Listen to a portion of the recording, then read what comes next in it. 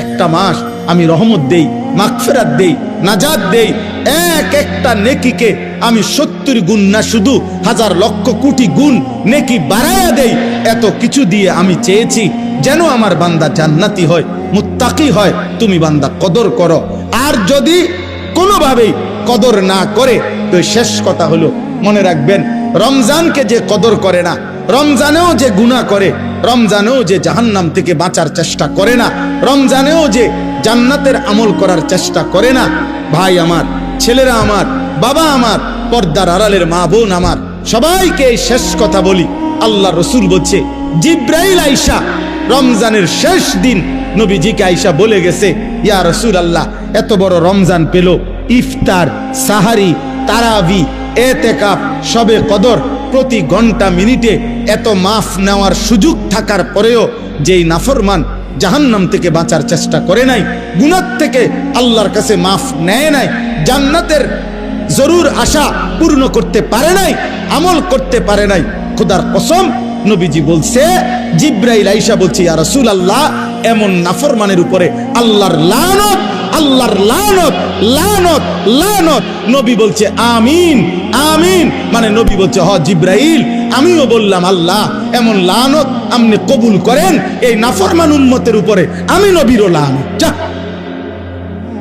তোর রূপে খোদার লানত পড়ুক, যা। এত বড় রমজান তুই এখনো বিড়িয়ে খাস, এত বড় রমজান নাফরমান তুই আজও ওজনে কমে দে, তোর কিস্তি শেষ হয় না, সুদে শেষ হয় না, তোর নর্তকী দেখাই শেষ হয় না, তোর উলঙ্গ ছবি দেখাই শেষ হয় না, তোর জিনা ব্যভিচারে শেষ হয় না। তুই বেটি গত 11টা মাস বাজারে বাজারে ঘুরলা, এখনো রমজান, রমজান আইজও তোমার জুতা কিনা, থ্রি পিস কিনা শেষ হয় না, যা। গুনাহ থেকে বাঁচতে যেহেতু পারলাই না, জাহান্নাম থেকে বাঁচার চেষ্টা করলাই না, তো জিব্রাইল বলছে আল্লাহ তার উপরে লানত দিছে, জিব্রাইলও লানত দিছে। নবী বলছে আমিন, আমিও দিলাম, যা তোর উপরে খোদার গজব পড়ুক। এরপরে এই নাফরমানকে বাঁচাবে কে? হ্যাঁ বলেন? অতএব বাবা, তামসা করো, কোনো অসুবিধা নেই। আমাদের সামনে মাহে রমজান, আমাদের সামনে মাহে রমজান। আল্লাহ তাআলা বলছে, ইয়া আইয়ুহাল্লাযীনা আমানু, হে ঈমানদারগণ, তোমরা আমার, পৃথিবীর আর কেউ শুনুক আর না শুনুক, মুমিন, তুমি বলতেছো তুমি মুমিন, তুমি বলছো তুমি মুসলমান, তোমার মুখ দিয়ে তো তুমি লা ইলাহা ইল্লাল্লাহ বলতেছো, তোমার মুখ দিয়ে তুমি মুহাম্মাদুর রাসূলুল্লাহ বলছো। অতএব আমি তোমার কাছে চাচ্ছি, কুতিবা আলাইকুমুস সিয়াম, তোমাদের জন্য আমি রোজাকে ফরজ করলাম, কামা কুতিবা আলাল্লাযীনা মিন ক্বাবলিকুম, তোমাদের পূর্ববর্তী ঈমানদারদের উপরেও আমি রোজা ফরজ করেছিলাম। কেন? লাআল্লাকুম তাত্তাকুন। আল্লাহ বলছে, গত 11 মাসে আমি চেয়েছি তোমাকে মুত্তাকি বানাইতে। আমি 11 মাস ধরে বলছি, ইত্তাকুল্লাহ, ইত্তাকুল্লাহ, ইত্তাকুল্লাহ, আল্লাহকে ভয় করো, আল্লাহকে ভয় করো, আল্লাহকে ভয় করো, আল্লাহকে ভয় করো। কিন্তু কোনো পাত্তা দিলা না বান্দা, কোনো পাত্তা দিলা না। ঠিক আছে বান্দা, যাও, আমি আল্লাহ আবারও দয়া করে সব বাদ দিলাম, 11 মাস বাদ, যাও, একটা মাস মাত্র এবার, আইয়ামাম মাদুদাত, 30টা দিন গোনা গোনা, 30 দিন, 31 দিন হবে না, 32 দিন লাগবে না, 30 দিন, 30 দিন, কথা কথাই, প্রয়োজনে একদিন কমায় এলামু, 29 দিন, হয় 29 নয় সর্বোচ্চ 30, 30টা দিন তুমি রমজান পালন করবা, একটা গুনাহ করবা না, চুরি, ডাকাতি, জিনা, ব্যভিচার, মদ, জুয়া, অশ্লীলতা, বেহায়াপনা, অসভ্যতা, নোংরামি, বেপরদিগি, উলঙ্গতা, অসভ্যতা, হারাম উপার্জন করবা না। আর জিকির করবা, তিলাওয়াত করবা, রোজা রাখবা, ইফতার করবা, সাহারি খাবা, তারাবি পড়বা, শেষ দশকে এতেকাফ করবা, শবে কদর তালাশ করবা, প্রতিদিন কাঁদবা, দোয়া করবা, মুনাজাত করবা, একটা মাস গুনে গুনে আমার ইবাদত আমলে কাটাইবা, গুনাহ থেকে বেঁচে থাকবা। আল্লাহ বলেন, আমি 30 দিনেই তোমারে মুত্তাকি বানায়া জান্নাতি বানায়া দেব, লাআল্লাকুম তাত্তাকুন। আল্লাহ তাআলা বলছে, বান্দা কঠিন হবে না, কষ্ট হবে না, দেখো তুমি নিয়ত করলে পারবা।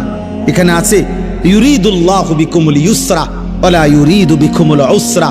আল্লাহ তাআলা বলে, বান্দা আমি যেমনে যেমনে রমজান সাজাইছি, রমজান, রোজা, ইফতার, সাহারি, তারাবি, এতেকাফ, শবে কদর, যেটা যেমনে সেটিং করছি, আল্লাহ বলে বান্দা বিশ্বাস করো, আমি আল্লাহ খেয়াল রাখছি তোমার যেন সহজ হয়, কঠিন যেন না হয়। এইভাবে আমি আল্লাহ বিধানটা আমি নিজের হাতে সাজাইছি। ইউরিদুল্লাহু বিকুমুল ইউসরা, তোমার কঠিন হবে না, তোমার কঠিন হবে না। আমি জানি তোমার ভিতর বাহির, তোমার শরীরের যোগ্যতা কদ্দুর, এটা আমি দিছি বান্দা। তোমার শরীর স্বাস্থ্য, তোমার জীবন যৌবন আমি দিছি। তুমি অসুস্থ প্রচন্ড, কোনোভাবেই তুমি পারবা না, তো ঠিক আছে, ফামান কানা মিনকুম মারিদান, তুমি যদি প্রচন্ড অসুস্থ হও, যে অসুস্থতা রোগ বেড়ে যাবে রোজা রাখলে, তো ঠিক আছে, যখন সুস্থ হও তখন তুমি কাজা করে নিও। আল্লাহ বলছে লম্বা পথ সফর করবা, তোমার কষ্ট হবে মুসাফির, ঠিক আছে, তুমি ওই সময় রোজা ছেড়ে দিও, অন্য সময়ে যখন বাড়িতে থাকবা কাজা করে নিও। তুমি যদি একেবারে বৃদ্ধ দুর্বল হও, যে আর কোনোদিন সবল সুস্থ রোজা রাখার মতো যোগ্যতা তোমার ধারণা আর কোনোদিন হবে না, তো আল্লাহ বলেন অসুবিধা নাই, যাও ফিদিয়াতুন তুআমু মিসকিন, প্রত্যেক রোজার বিনিময়ে এক সাদকায়ে ফিতির, রমজানে যে ফিতরা দেন এই ফিতরা পরিমাণ একজন মিসকিনকে খাবার বা সমপরিমাণ মূল্য তুমি দিয়ে দাও। আল্লাহ বলেন সব রকমের সুযোগ রাখছি। প্রচন্ড দুর্বল হলে কি করবা, মুসাফির হইলে কি করবা, একেবারে বৃদ্ধ হইলে কি করবা, এইভাবে গর্ভস্থিত নারী যার গর্ভে বাচ্চা আছে তার জন্য কি করতে হবে, আল্লাহ তাআলা বলেন আলাদা আলাদা করে বলছি, কঠিন কিছু বলি নাই। সন্ধ্যা থেকে নিয়ে সুবহে সাদিক পর্যন্ত খাও, পান করো, স্বামী স্ত্রী মিলামেশা করো, সুবহে সাদিক থেকে সূর্যাস্ত পর্যন্ত শুধু এইটুকু সময় খাদ্য খাবার থেকে বিরত থাকো। শেষ দশক ইতিকাফের চেষ্টা করো, বেজর রাত্রিগুলো সবে কদর তালাশ করো, গুনাহ কইরো না। বাজারে তো সারা বছরই যাইতে পারবা, কাপড় লুঙ্গি শার্ট শাড়ি থ্রি পিস জুতা এ তো সারা বছরই কিনতে পারবা।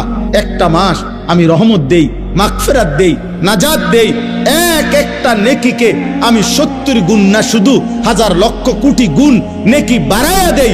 এত কিছু দিয়ে আমি চেয়েছি যেন আমার বান্দা জান্নাতি হয়, মুত্তাকি হয়। তুমি বান্দা কদর করো, আর যদি কোনোভাবেই কদর না করে তো শেষ কথা হলো মনে রাখবেন, রমজানকে যে কদর করে না, রমজানেও যে গুনাহ করে, রমজানেও যে জাহান্নাম থেকে বাঁচার চেষ্টা করে না, রমজানেও যে জান্নাতের আমল করার চেষ্টা করে না, ভাই আমার, ছেলেরা আমার, বাবা আমার, পর্দার আড়ালের মা বোন আমার, সবাইকে শেষ কথা বলি।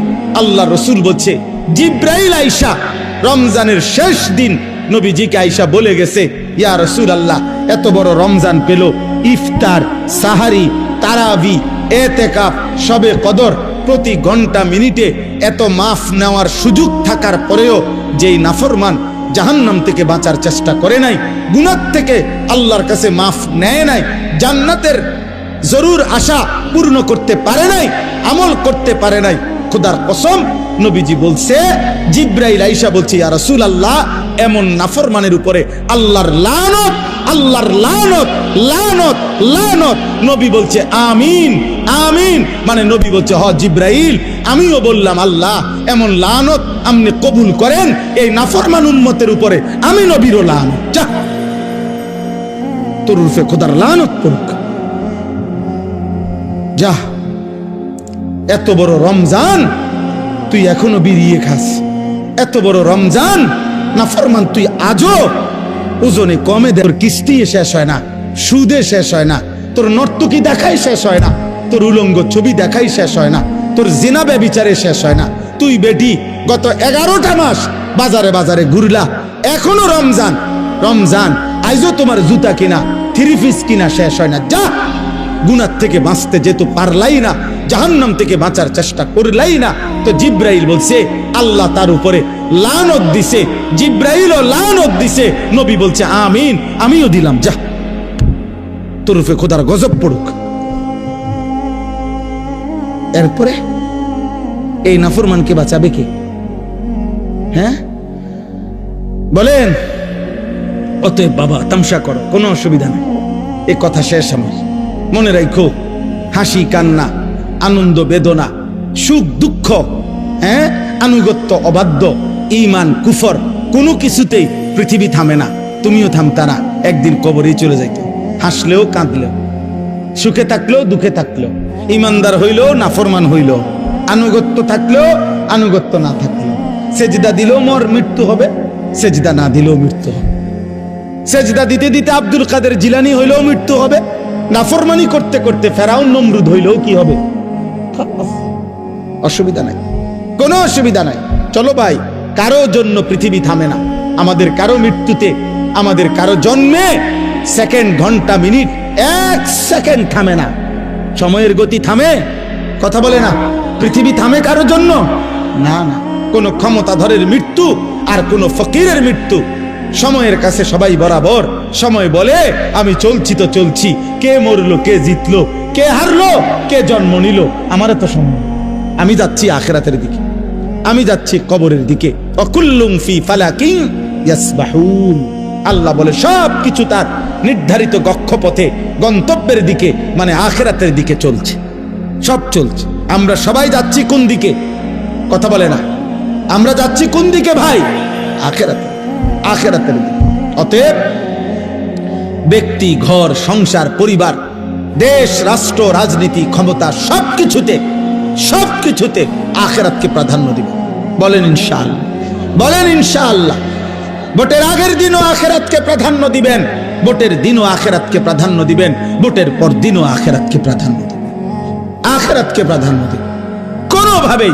কোনোভাবেই দুনিয়ার কাছে বিক্রি যাবেন না। আল্লাহ আমাদেরকে হেফাজত করেন, আল্লাহ আমাদেরকে কবুল করে নেন আমার ভাই।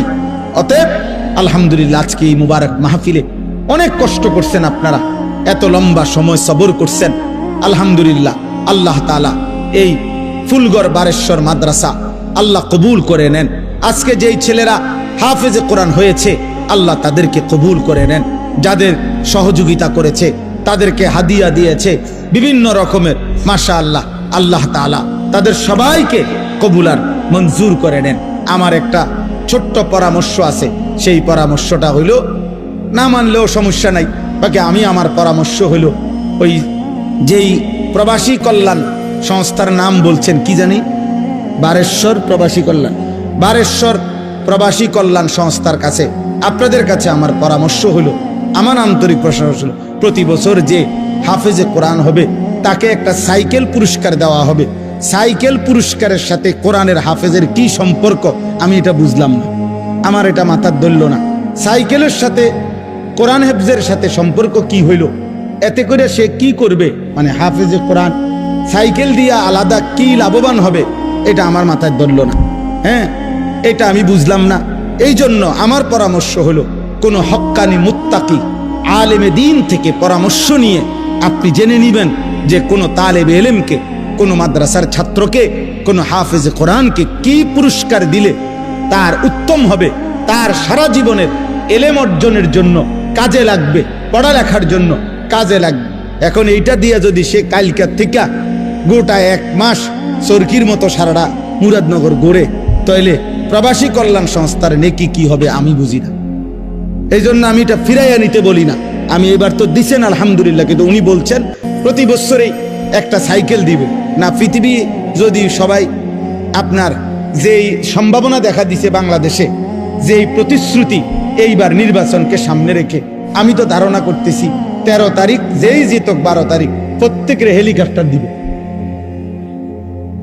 বুঝেন নাই কথাটা? তাইলে তখন তার সাইকেল কাজে লাগতো না। এই জন্য তালেবে ইলম, এটা নিরুৎসাহিত করছি না, আপনারা পুরস্কার দিবেন, হাদিয়া দিবেন, কিন্তু আলেমে দিন থেকে মশওয়ারা করে দিবেন, অর্থাৎ যেন ওই বাচ্চার আজীবন তার এলেমের কাজে লাগে। পড়ালেখার এমন সুন্দর কোরআনুল কারীমের 2 সেট 10 সেট তাফসীর হইতে পারে, যেটা তার দাওরায়ে হাদিস একবারে শেষ পর্যন্ত আজীবন তার পড়ালেখার কাজে লাগবে।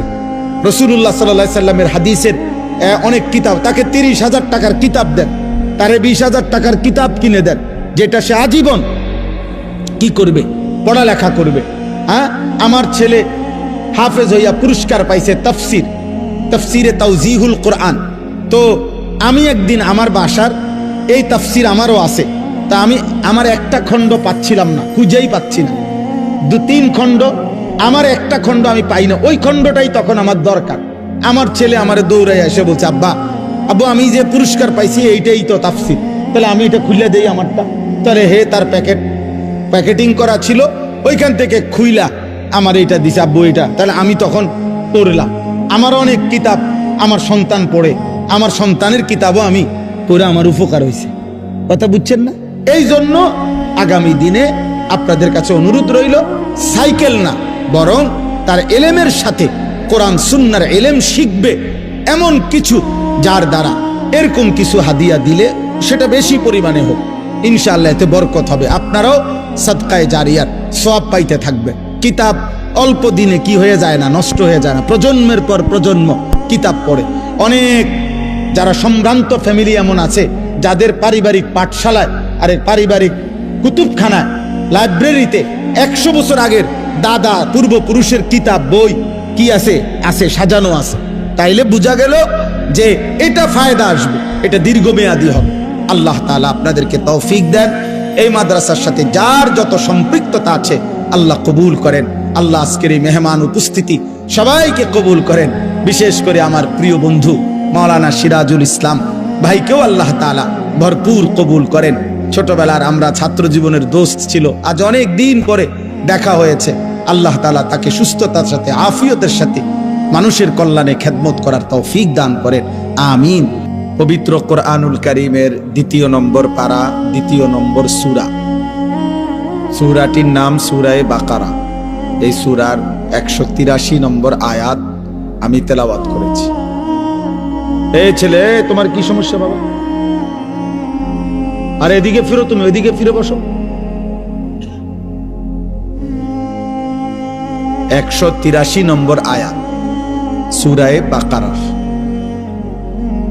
এই আয়াতটি আমি তেলাওয়াত করেছি মাহে রমজানকে সামনে রেখে।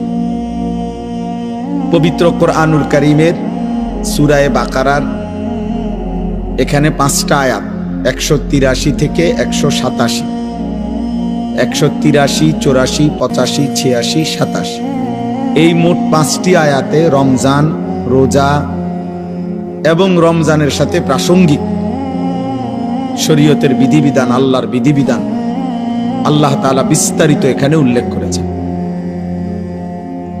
আমাদের প্রিয় নবী সাল্লাল্লাহু আলাইহি ওয়াসাল্লামের একটা মোবারক কথা বলো না আব্বা, কথা বলো না। ছেলেরা তোমরা একজন আরেকজনকে বুঝায় বলো, ভাই কথা বলতে দিও না। যে কোনো ভাবে কথা থামে না তারা বাইর করে দাও, বাইরে ছেড়ে দিয়ে আসো, ধরে আলগি দিয়ে 4 জনে ধরে। আমি ব্যক্তিগতভাবে কোনো প্রার্থী না, আমার কোনো ভোটে কোনো আমি প্রার্থী না, অতএব আমি আগের থেকেই ব্যাপক জনসমর্থন কখনোই প্রত্যাশা করি না। কারণ আমার তো আর ভোটে দাঁড়াইছি না, কাজে আমি এত অনেক জনসমর্থন আমার দরকার এমন কিছু না। আমি একটা দিল থেকে সবসময় ভাবি আল্লাহর কথা একজনকে বললেও নেকি হয়, তার আমার নেকি দরকার, তো সেটা অল্প মানুষকে বললেও সমস্যা কি? কিন্তু গাফিল মানুষ, ফালতু মানুষ, অমনোযোগী মানুষকে 1000 বছর বললেও লাভ নাই। যেই কলস উল্টানো, যেই জগ উল্টানো, উল্টানো কলসিতে 1 সাগর পানি ঢাললেও এটা কোনোদিন পুড়বে না, কারণ এটা তো কলসটা কি উল্টা। নবী সাল্লাল্লাহু আলাইহি ওয়াসাল্লাম এটা হাদিসে বলছেন, কিছু মানুষের অন্তর উল্টানো কলসির মতো, কালকুজে মিরবাদান, উল্টানো কলসির মতো। নবীজি সাল্লাল্লাহু আলাইহি সাল্লাম বলছেন, মানে কলস উল্টানো, দিলটাও উল্টানো। এবং নবীজি বলছেন শুধু উল্টানো কলস না, বরং কলসির উল্টা পিঠে আল কাতরা দিয়া মাইখা দিছে, যাতে করে 1 ফোঁটা পানিও না জমে, পিছলা হয়। তো নবীজি সাল্লাল্লাহু আলাইহি সাল্লাম বলেছেন, কিছু নাফরমানের অন্তর আল্লাহর অবাধ্যতা করতে করতে তার দিল উল্টে যায়।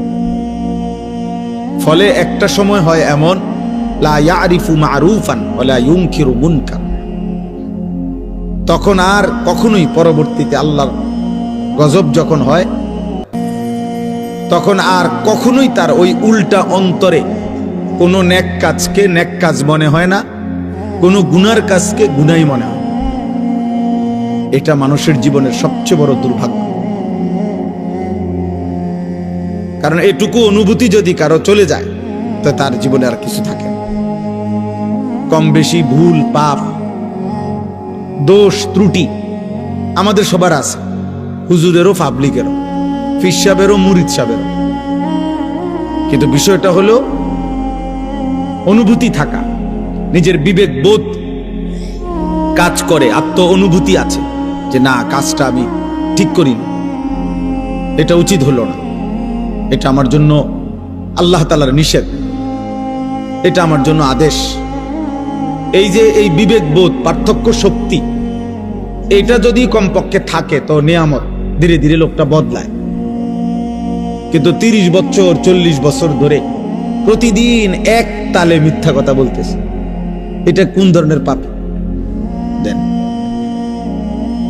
এক নিয়মে এক ঢঙ্গে মিথ্যাই বলতেছে। আজকে 40 বছর ধরে সুদ খায়, এটা কেমন সুদ করে? আজকে 60 বছর ধরে প্রতিদিন গালি দেয় এক তালে, এটা বেটার কথা বললেই নিয়ম গালিলেন।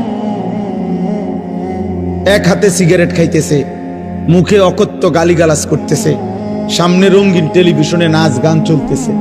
মানে এটা যে গুনাহ, বছরের পর বছর তার বিবেকের মধ্যে এতটুকু অনুভূতিও নেই। এটা অনেক বড় লানত, অভিশাপ। এটা অনেক বড় দুর্ভাগ্য, বদনসিব, যে দিনের পর দিন, মাসের পর মাস গুনার পর গুনাহ, কিন্তু তার কখনো এটা অনুভূতিও হয় না, তার অনুভূতিও হয় না, তার শরীরে কোনো সৌদে নাই। ওই যে সর্দি মারাত্মক হইলে ঘ্রাণ শক্তি কমে যায়, তখন তার আর নাকে সুদ থাকে না। এই গুনাহ আর নাফরমানি যখন বেড়ে যায়, তো ধীরে ধীরে মানুষের উপরে যে মুসিবতটা আসে সেটা হলো আল্লাহর পক্ষ থেকে যেই আযাব আসে, সেই আযাব হলো আল্লাহ তাকে আত্মভোলা করে দেয়। ফাআনসাহুম আনফুসাহুম। এজন্য তাফসীরের মধ্যে আছে, কোন মানুষের উপরে দুনিয়াতে আল্লাহর সবচেয়ে বড় শাস্তি কি? দুনিয়াতে সবচেয়ে বড় শাস্তি, তাকে আল্লাহ আত্মভোলা করে দেয়, আপন ভোলা। অর্থাৎ সে আর কোনোভাবেই বোঝে না সে কে, তার উচিত কি, করণীয় কি। খাইতেছে, ঘুমাইতেছে, পেশাব করতেছে, পায়খানা করতেছে, ঘুমাইছে তো ঘুমাইতেছে, মুতে ধরছে তো একখান দিয়ে মুতে দিছে। এটা কি রাস্তা? এখানে মানুষ চলাফেরা করে কিনা, কেউ দেখলে কি মনে করে? কোনো কিছু। হালালও খায়, হারামও খায়, গালিও দেয়, সালামও দেয়, মদও খায়, মধুও খায়, মাকেও দেখে, বোনকেও দেখে, আবার মোবাইলে টেলিভিশনে নর্তকীও দেখে, আপন স্ত্রীও দেখে, উলঙ্গ ছবিও দেখে। মানে পার্থক্য নেই তার ভিতরে, আর এই অনুভূতিটুকু কাজ করে না। সবকিছুই তার কাছে বরাবর। কষ্ট করে কামাই করে পয়সাও নেয়, সুদের টাকাও নেয়, কিস্তিও নেয়, সব মিলাইয়া 30,000, মিলে জিল্লে 12 লাখ টাকা পয়সা কেমনে মিলাইছেন? এই এমনি এমনি।